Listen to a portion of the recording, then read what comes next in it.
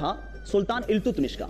तो ये मंडोर वाले चले गए थे मंडोर छोड़कर, और ये मंडोर छोड़कर सीधा आ गए थे ओसिया, और ओसिया में यही शाखा परिहार कहलाती है। परिहार, ठीक है, ओसिया के परिहार कहलाते ही। नंबर 3, पहली शाखा हमने कहां देखी थी?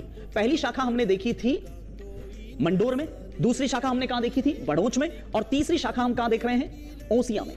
तो ओसिया में परिहार शाखा जो है उसका पहला शासक था ईंदा परिहार, ईंदा का बेटा गेमा परिहार, और गेमा परिहार का बेटा पोमा परिहार, और बेटा नेता परिहार। और इसी नेता परिहार ने ही 1395 ईस्वी में मारवाड़ के राठौड़ शासक खेड़ू गांव के जागीर राव चूड़ा को मंडोर किला दहेज में दिया था। ठीक है, किसको? राठौड़ों को। तो यह शाखा भी याद रखिएगा। पूरी कहानी पढ़ लेते हैं। प्रतिहार शाखा निम्न में से किस स्थान पर थी? राजोगढ़ ने, माछेड़ी ने, नागौर ने, नाम के 2 भाइयों ने गुर्जरात्रा प्रदेश जीता था।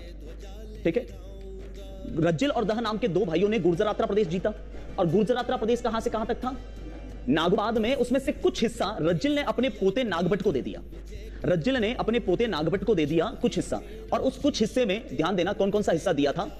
एक दिया था श्रीमाल नगर, श्रीमाल नगर जिसे वर्तमान में कहा जाता है भीनमाल। रज्जिल ने अपने पोते को क्या दिया? श्रीमाल नगर दिया।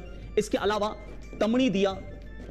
मैंने आपको कल समझा के अच्छा किया ना, अब एडवांस में बोल सकते हो। बाड़मेर दिया। इसके अलावा उसे मेड़ंतकपुर दिया, मेड़ंतकपुर यानी मेड़ता दिया। ठीक है, उसे वल्ल मांडल दिया, वल्ल मांडल।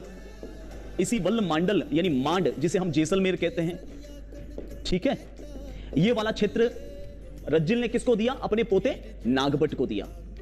ओके, महाराज नागभट्ट को दिया। ओके, तो ये कुछ